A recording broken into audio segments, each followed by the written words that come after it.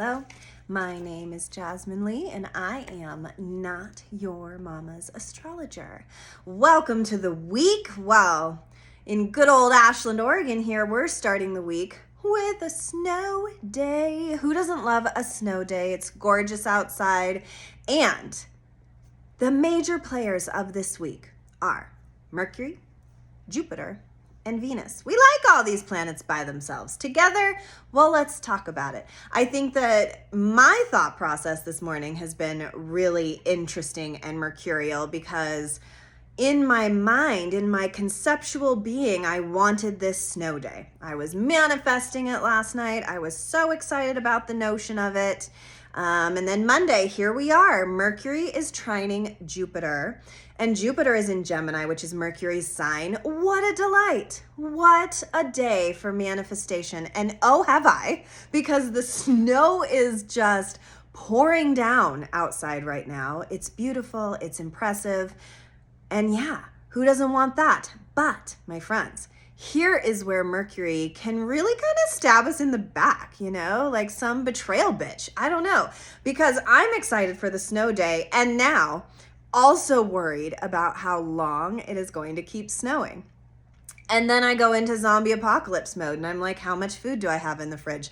Oh my gosh, when will I be able to get down the hill? When will the snow stop? I wanted one snow day, but do I want a week of snow days? Do I want 2 days of snow days? And so here goes Mercury vomiting all over my shirt, okay? Because Jupiter can be the planet not just of good luck, it can also be the planet of excess. So it is one of those really gentle or not so gentle reminders of be careful what you wish for because you just might get it. So in this very mercurial week, it is the notion for me of where do I want to put my thoughts? And when it is a very mercurial week, thoughts and feelings of control are always going to come up and reveal themselves. How you like, or me, it's mostly a me problem, guys. Maybe it's a you problem too, but like how you need to control the environment and how that's really a silly concept, because as now I have manifested this snow, let's say I freaking did. Let's say it was me and all of my manifesting and all of the teachers around the Ashland hemisphere praying for the snow day, and we got the snow day, and now it's like extreme snow. And so all of this wishing kind of can turn around on itself. So I really love that as a representative of how we manifest, why we manifest, and what indeed we are manifesting, because I'm very thoughtful about this. Another interesting thought on the manifesting spectrum was I had this beautiful visual last week. It was after I did that Aquarius podcast where I saw this visual of a door.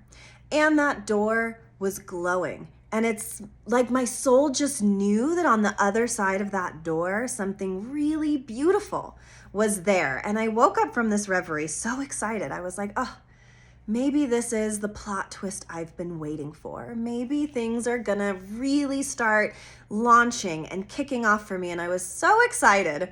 And then, you know what happened? Because I was talking about the goddamn door so much, every stinking door in my house started breaking. My office room door broke. The washing machine door broke. My closet door broke. This is not a lie, you guys. That's 3 doors. And I'm not going to lie, the garage door is like hungry to break. So we've got all of these doors in my house breaking, and we've got this crazy massive snow day. Did I solely manifest this? Jury's out. I don't know. But it really, to me, caps off and highlights what Mercury is trying to say to us. Because also this week, Thursday, Friday, and Saturday, the moon is going to be in Gemini, which is Mercury's vibes too. So I can't stress enough that putting some attention to your thoughts, to your manifestations, good or bad, because both of these manifestations, my friends, started in a really good way. Like I wanted a day off. And I saw this beautiful door, good things happening. But then like the dark side of our wishes, our dreams, our desires are always on the other side of that shoulder, like the angel devil. And if we aren't righteously aware of why we're doing that, like maybe I just wanted to fuck off today. Okay, yeah, I did. But now, good news, bad news, I got an extra astrology class that I get to teach, and I'm so excited about that. But guess what that means? Extra work at home on the snow day, pulling up charts, reviewing all of them, but it's all good, right? Question mark? Right. It's all about where we're putting our thoughts. So that's what Mercury is kind of in dialogue with us all today. So your homework to get to your lovely little cookie, my cookie monsters, is what are you doing that starts out as a positive manifestation that may be turned into the shadow side of why you were manifesting that? Try to think back to the last time you really wanted something and then got it. What was that feeling? What happened? How did it play out? These are really good soul maps to start charting for ourselves, especially this week, as our minds are going to be all over the place. Our minds are going to want to manifest. Our minds are also going to want to control us. And so if we can be like, nah, bitch, I got you first. And we start controlling our mind because we know that we are the controllers, but then we can't have too much control because then the control goes off the rails and then bad things happen, but then also good things can happen. Do you see where I'm going with the Mercury vibes this week?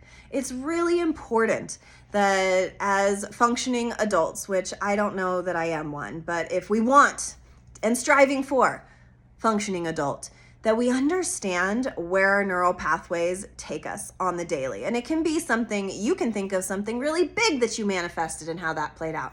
But you can also think of something really small, like me just wanting a snow day, and how it is manifested for better or for worse. This is juicy shit, you guys. This is how you get to the root of not only what you're deeply wanting, but also what you're deeply fearing. Because on the other side of getting what we want is the real vibes, is the reality of what we want. And sometimes that doesn't always play out the way we think it does. Sometimes we want something and then we end up getting it, but it happens in a way that we never could have seen coming. And then you have to be willing to let go of something else in order to get the thing. And was it worth it? These are the inquiries that I really want you to engage with this week, because there is so much going on in our minds that to be able to, I'm not going to use the word control because we don't want to control everything, but to be able to use our mind with intention is such a powerful thing. To be able to know that we can't control the outcome or the how of our life, but that we can in fact control where we're steering our ship. And that starts with our thoughts. Because also we begin the week with this very Mercury trine Jupiter, yay kind of energy that could lead to excess, as I just talked about. We end the week with a Mercury cazimi. You know that's my favorite word. The Mercury cazimi is where Mercury is right in the middle of the sun. So the planet that is in the sun is the thing that is being highlighted. So we have this beautiful map this week. We have this beautiful road to follow that really is in conversation with our communication styles, our thinking styles, and how we can adjust and maneuver that to get to the end of the week cookie, which is, oh my gosh, these aha moments, these inspired visions of finally understanding something that maybe previously was hidden from us. Guess why? Probably because of our own mental blocks. See what I did there? And what is cool about the end of the week Mercury cazimi is that it squares Uranus. So squaring sometimes can be a harder aspect, but what I really like about it is that it is squaring the planet of big change. So to me, it's like you have to be willing then, whatever the aha moment is, to apply it and make the change. when it's squaring Uranus, that might feel like a hard ask. That might feel like something you don't necessarily want to do, because I can't guarantee what your aha moment is going to be. I can't say for sure if you're going to be stoked on it or you're going to be like, "Ah, damn, look what I just did there." So it's this great week to manifest, to understand ourselves better, but then it's not just enough to think about it. And that's Mercury's big lesson this week. It's not enough to think it. You also have to apply it. And how you're applying it is really going to be the big dick energy of the week. So then Tuesday, Jupiter goes direct. So I love that we get this fun little conversation with Jupiter today, Monday. And then tomorrow, Jupiter's like, yeah, you got it. And then they go direct. I love that for us because Uranus went direct not that long ago. Now Jupiter is direct. Mars has been in retrograde and Venus is about to go in retrograde. So we have these other warriors kind of on our tool belt to help us move forward. I see a lot of moving forward energy on the horizon. So with all of these Gemini thoughts, all of our brains going every which way, how do we cycle it into productivity? Because oftentimes spinning our wheel, the Gemini, angel devil that I was discussing, the Jekyll Hyde, sometimes that can make us feel really unrooted, ungrounded, making it hard for us to see the path ahead. And I really recommend this week having moments to write, having moments to meditate, having moments to use your thoughts for good and not evil. Be the good witch, not the bad witch of your thoughts this week, and see what dreams may come when you start believing in yourself as though your thoughts were real. What if all of our thoughts were real? What would we do different if what we were thinking about was truly the manifestation of what is going on around us? If truly we are the mirrors of our own realities? It starts with our thoughts. So this is a big, deep dive into that. And the more you can write it, sing it, say it, have a dialogue with the person you love the most or the person you hate the most if you really want to make some progress. How you are conducting yourself this week in your vocalizations and your thoughts are going to be so powerful. Also, today, Venus is going into Aries. It's in its pre-retrograde shadow. In March, it is going to go retrograde. The last time it was like this was in 2017, so take that info as you like. Whatever was going on in 2017, maybe there's a theme. I kind of think this energy is really interesting. It's going to help us pay attention because here's our warrior planet Mars in retrograde having a hard time. And here is Venus, our lover who has been exalted in Pisces, so happy, is now in Aries, which is like Mars vibes. So we're turning the volume up on the divine feminine around us. Sometimes I hate that word, divine feminine, like it makes me gag on my words. But what I mean when I say divine feminine is the ultimate lover feminine energy, which is represented by Venus, is going to be going into Aries, which is a very Martian masculine sign. So, I mean, what I saw yesterday that then made headlines today is that Kanye West's wife showed up to the Grammys in this big black jacket and then took it off, and she was basically completely naked except for some stocking wear underneath. And she got kicked off, had to leave the Grammys, and it sported all of these, she should be arrested for public indecency, she's being abused by Kanye. Let us not forget what day it is today. It is the beginning of the first court hearing for Blake Lively and whatever his face is, I can't remember his name, from the It Ends With Us movie scoop where she claims he sexually harassed her and he is coming with receipts. So I'm seeing this play out in our social medias. I'm seeing the Mars retrograde, the dark shadow side of the masculine, being met and battled with the divine feminine. The conversation I want to open to that is, for better or worse, good or evil, here's Gemini saying, divine masculine energy is not the enemy, nor is divine feminine energy. And we're seeing these the president. We're seeing like so many of our outward manifestations coming and being mirrored back in the negative versions of itself. Like, yes to the Me Too movement, but can you take it too far? Is Blake Lively taking it too far? Yes to assuming that this girl is being abused by Kanye, because not only does she like starting to look exactly like Kim Kardashian, totally different problem, but also looking very uncomfortable on the red carpet was what a lot of people were saying, that she was being forced into doing that and then cutting all this flack for it. So to me, this is a perfect representation of Venus going into Aries, about to be retrograde, because Mars and Venus are always in dialogue with how we come together to find our center. That even as a woman or as a man, there is no such thing as the absolute of either or. That to be a healthy functioning person, we all need to embody and imbibe masculine energy the same as we need to feminine energy. And when we start fighting against those two things, well, we let Gemini win. We let our thoughts win. We let our preconceived notions about gender identity, about women's rights, about masculine energy, about war, we let all of these gross assertions that are totally broad spectrum be the truth. When really, when Venus is about to go retrograde, it is a time to stop and think about what we're trying to create for the future, what roles we're trying to open for everybody to feel accepted, loved, safe.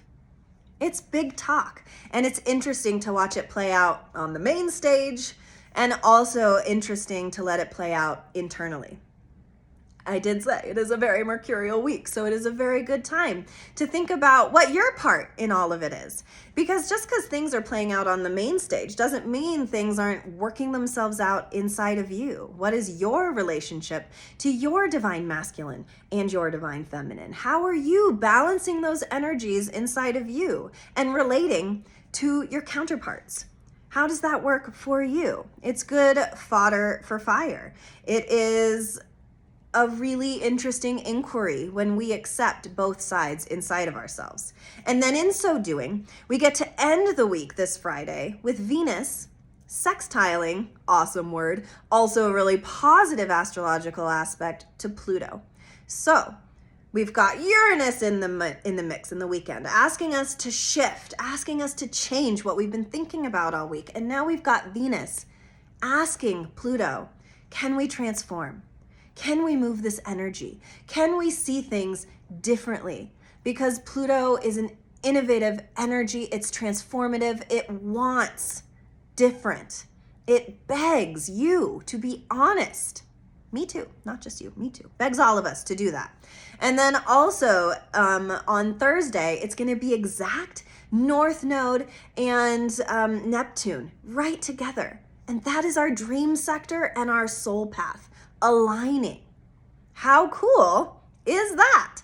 That is dope. We had a little bit of that over the weekend where it probably played out as escapism and chill time and whatever. But now, with all of this Mercury we just talked about, all of this Venus-Mars we just talked about, now we've got action and reaction. Now we've got fodder for our fire. Now we've got dream seeds to start planting.